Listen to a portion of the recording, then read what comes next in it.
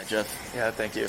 As time, you're under arrest. A Wisconsin mother is dead, her son injured, and the family dog killed after prosecutors say a former friend deliberately drove into them during a walk.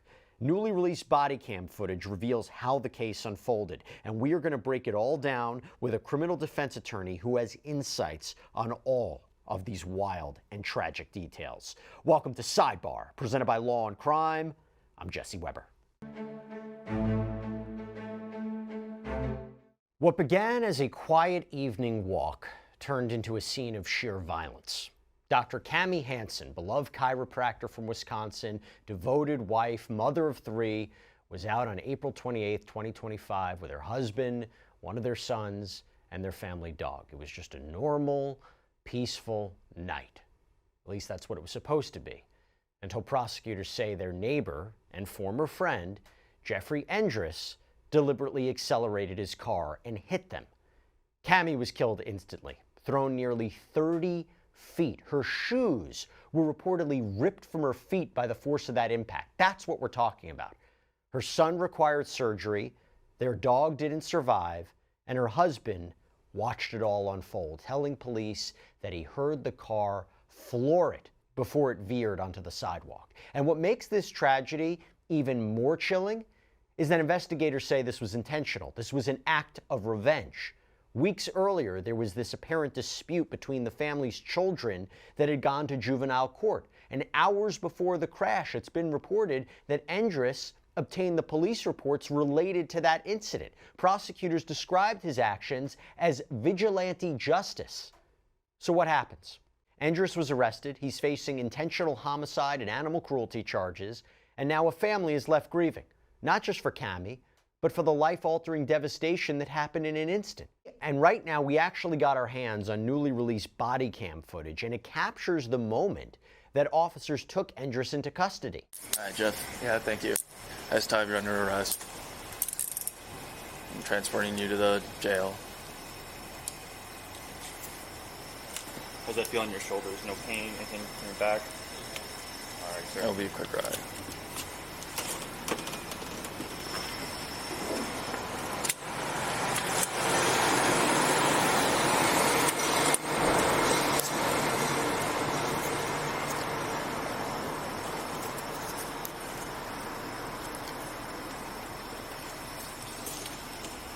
Tap. A search. You patted him down.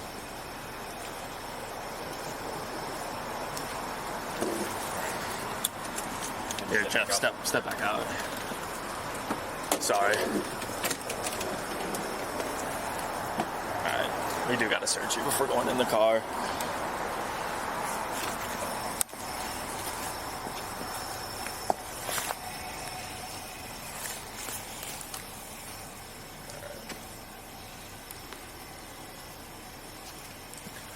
You got that, sir?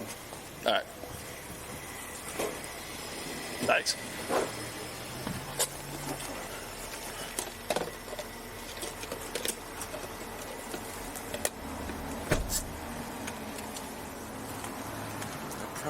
And the footage shows officers transporting him to jail and going through the standard booking procedure. Let's get you out. You got it.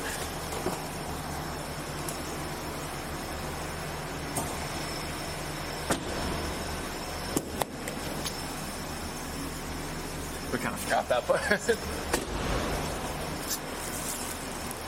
just go over to this.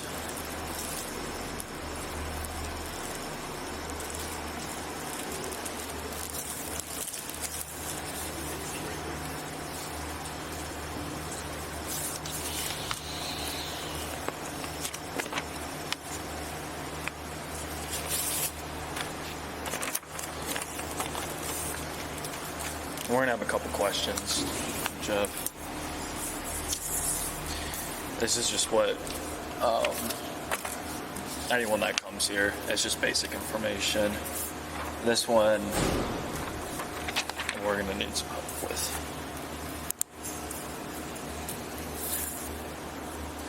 State ID. We'll come back to that. Yeah, so by the way, this is a story that we definitely wanted to bring to you, and the reason we can do a deep dive on it is because of the support that we get from our sponsors like Morgan & Morgan. Let's talk about them. America's largest injury law firm. This is a firm with over 1,000 attorneys. You know why they have so many? Because they win a lot. They have recovered over $25 billion for more than 500,000 clients. In the past few months, a client in Florida received $12 million after the insurance company offered just $350,000. In Pennsylvania, a client was awarded $26 million. That is 40 times the insurer's $650,000 offer. Another client in Pennsylvania received $29 million after being offered only $500,000. And even if you think your case isn't worth millions of dollars, why not start a claim and fight for what you deserve? Morgan & Morgan makes it so simple. You can start a claim from your phone in just 8 clicks. So if you're injured, you can easily start a claim at forthepeople.com/LC Sidebar by clicking the link below or scanning the QR code on screen. All right, speech.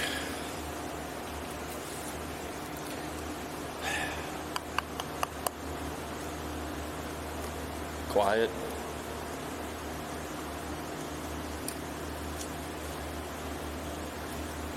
Slurred. Enunciate. Articulate. I'll leave it to your judgment.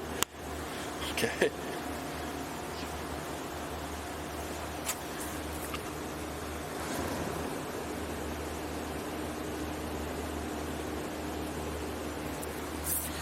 Jeff, can you open your mouth or smile?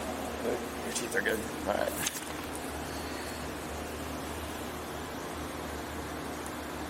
Let's cheat on it.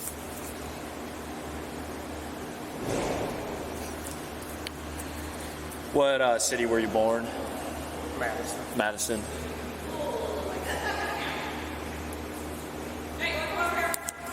Stand it up. Jeff, you can come over.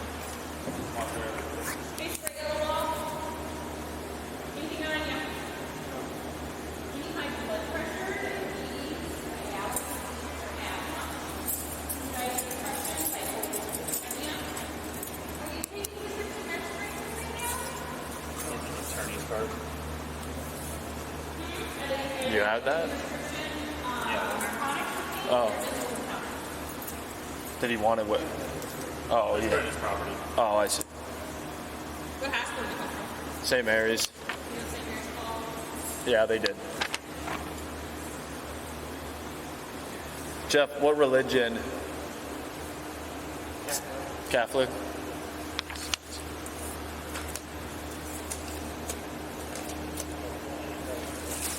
You're married, correct?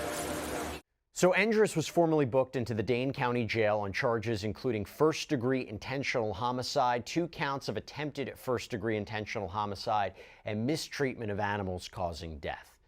Now, to talk about what police uncovered during their investigation, and there is a lot to get into about that, I want to welcome back onto the show criminal defense attorney John Day. John, thanks so much for taking the time to talk about this. So first, your reaction to this right off the bat, because if the allegations are true, we are talking about a deliberate attack on a family. The charges, by the way, our understanding were upgraded from reckless to intentional homicide here.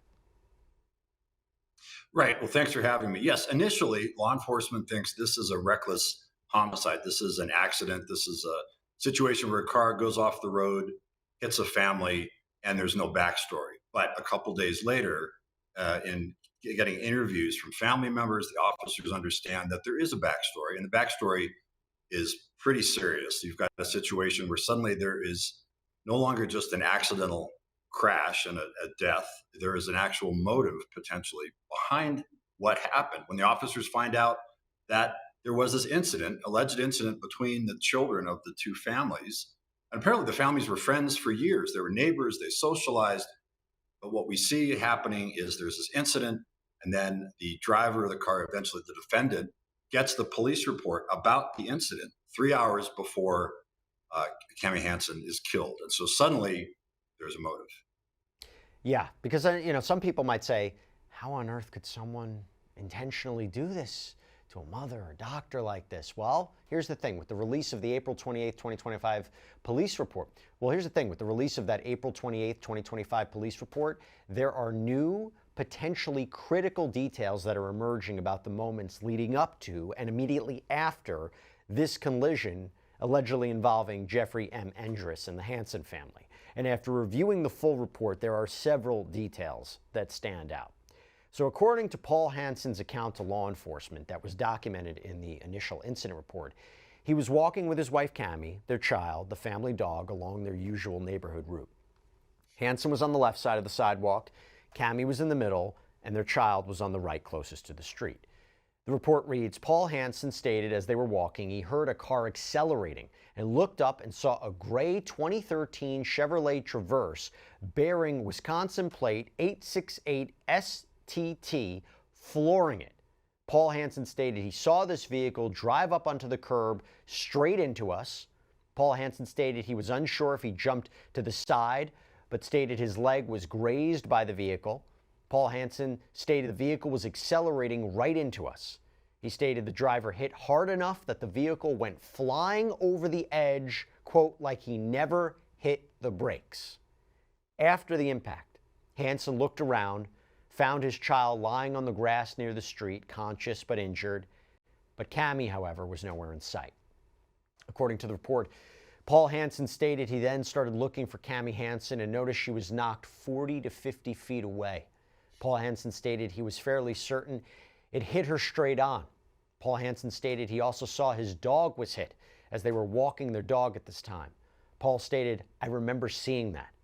Now, the Hansen's younger child, who had been playing baseball in a backyard across the street, ran over in shock, reportedly yelling, he tried to hit you, and then asked if everyone was okay.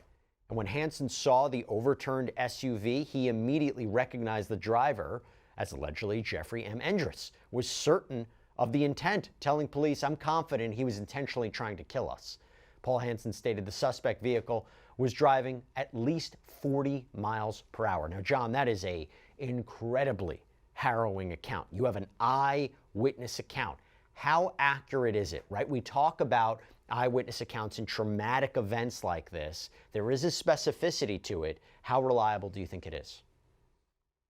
So what's significant here is that not only is there a witness account from another family member, but there's a neighbor, a woman who sees this and whose initial reaction when she's talking to the police was, this was intentional. The woman put the speed at about 60 miles an hour. So a somewhat different account of how fast it was going. But regardless, all the witnesses who saw this said the same thing, which was, this was not an accident. This was an intentional act. This was an intentional act to run this family over. And so the witness accounts, when you have one, that's one account. But when you have two witnesses who they might differ on the speed, I mean, they're not professionally trained to judge that. But they're in the way they saw this, the way they perceived this was absolutely intentional. This was not accidental. And that's the information, corroboration. That's what the police get.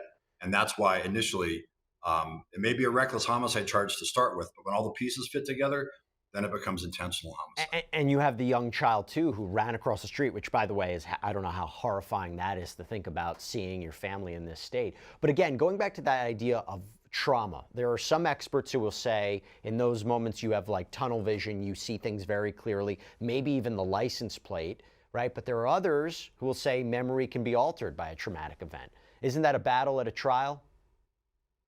It is. And, there's a classic example of this. Every law student in the country had this. Law professor is giving a lecture and all of a sudden something happens in the classroom. People burst in, 9 or 10 different things happen. Then they leave and the law professor says, okay, who saw what and what happened? And each law student in that lecture hall sees something different. And the point of that is that when you're watching something as an eyewitness, you're not prepared for it. Your accounts can differ, but there may be 1 or 2 facts that stand out that are consistent. But it just highlights how difficult eyewitness testimony can be. Let's talk more about this apparent history between the families, the strained history, because the report details that. So Hansen explained to investigators that his family and the Endres family had once been close, but then a sexual assault allegation involving one of Hansen's children and a member of the Endres family led to a complete breakdown in contact and heightened daily safety precautions. To be clear, we don't know a whole lot more about what happened there. John, that's an interesting aspect to it. You talked about his potential motive. Is there anything, I don't want to jump to conclusions here, but when we're talking about what might have happened, Is that something that the defense can work with potentially? Would any of that come into play at a trial? I mean, it's got to come in from the defense perspective if the idea is that the information or the event was so disturbing to a defendant that that's what happened. They lose control. They decide that, they're going to take this action, and it goes to their state of mind. But again, remember, in this particular case, you have not only the fact that there was this incident allegedly that wound up in juvenile court, but also the public records that the police have show that 3 hours before Kami Hansen was killed by that speeding car, the defendant had obtained, through the normal public records inspection process, he had obtained the police report about the sexual assault incident or whatever it was supposed to be. And in his request, he says, "We are the parents of the victim." So, I mean, a coincidence or not, you have the fact that he gets this information 3 hours before. Prosecution is going to use that and say he was stewing on that. He was using that to plan something that was going to happen. And when he was out in his car and he sees the family, that's when it all clicked. So there was some premeditation. There was an event that triggered that. But whether they can say that he planned an actual incident where he's going to hit the family with the car, that's going to be difficult. But there is a timeline that shows when he got this information and then when the car hit the family and killed Kami and the dog. Let's go back to this eyewitness testimony. You mentioned it. This bystander, Ann McNulty, spoke to police about what she saw leading up to the crash. And she recounted, according to the report, quote, "As McNulty was placing her recycling into the receptacle, she was facing west towards Landmark Drive and noticed a dark SUV traveling at a noticeably high rate of speed. After the vehicle left McNulty's point of view, McNulty heard the sound of wood breaking, which made her believe the above-mentioned vehicle was involved in a car wreck. McNulty described the above-mentioned vehicle as flying so fast and that she had the sense that it can't make that curve, it's going way too fast. Now, McNulty apparently took a guess at the SUV's speed, described her immediate reaction, telling police McNulty estimated the vehicle's speed to be traveling at least 50 miles per hour and does not remember hearing an engine rev or brake squeal before she heard the sound of wood breaking, meaning it wasn't trying to stop. McNulty dropped her recycling and alerted her daughter, who was inside of the residence, that there was a car wreck and instructed her to call 911. McNulty went to the scene of the crash north of her residence on foot. Upon arriving at the scene, McNulty helped one of the victims, and per the report, McNulty stated she observed a minor child who was later verbally identified as redacted, lying down in the easement between the sidewalk and the road with legs in the gutter of the road. McNulty approached and assessed to make sure the child was breathing and stayed with them until the first responders arrived. McNulty also noted a prior observation, telling police McNulty recalled earlier that day seeing a vehicle matching the description of above-mentioned speeding dark gray SUV, possibly traveling southbound around 1-2 hours prior to the wreck. However, McNulty stated that this speeding vehicle could have been the suspect vehicle or an unrelated vehicle matching that description that was speeding, and did not look at it long enough to tell for sure. John, that's interesting. That goes to her credibility, right? Because some would say, oh, the best thing for a case here would say, you saw the same vehicle, you saw it before, you can match it. But kind of couching that and being conservative about that, that makes arguably her more credible, right? I think that's right. And you've got a witness, again, she doesn't have, the expression is she doesn't have a dog in the fight. She's not a family member. She's a neighbor. She's not, the young child who witnessed this, of course, the trauma, and unbelievable because that was a family member witnessing something like that. This woman, Ann McNulty, a neighbor, an adult, mature perceptions.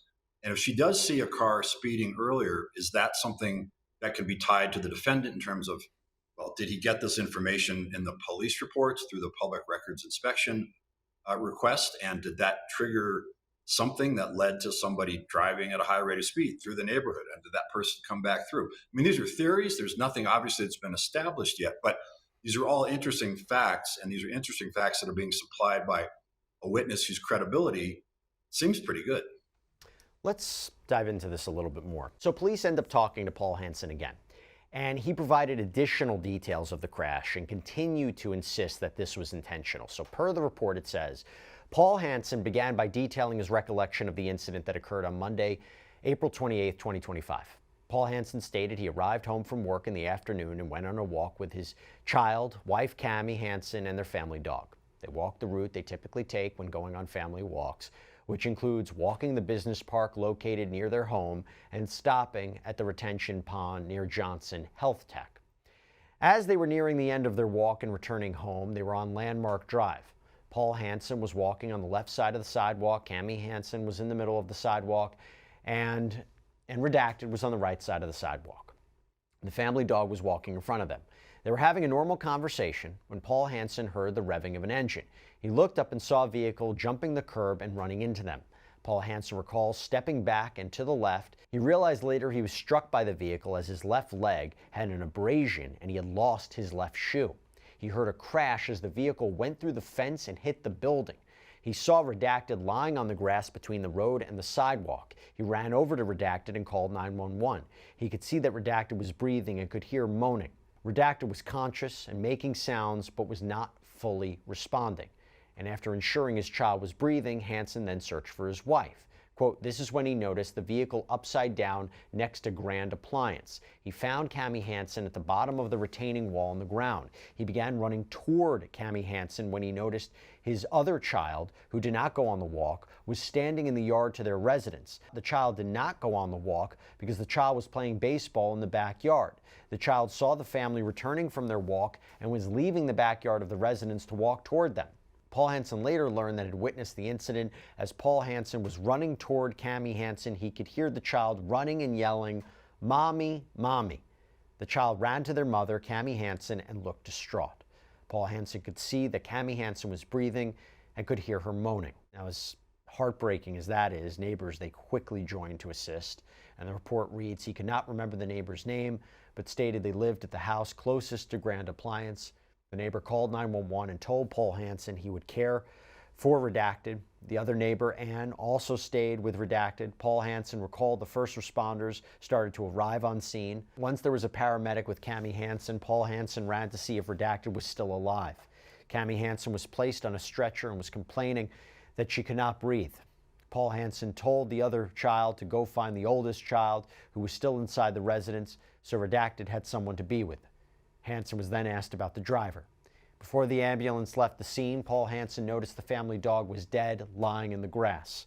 Paul Hansen recalled looking at the scene and noticed the vehicle was still upside down. He could see the driver, who looked familiar to him, crawling out of the vehicle.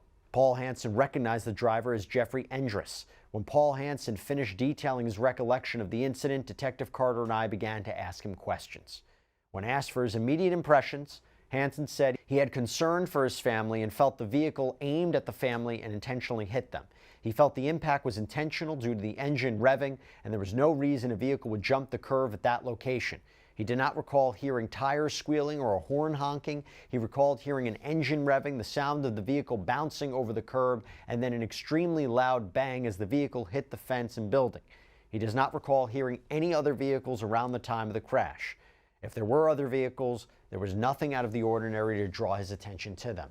The revving sound of the vehicle that struck them sounded like someone punching the accelerator down to the floor, rapidly trying to increase speed, which is what caught his attention and caused him to look up.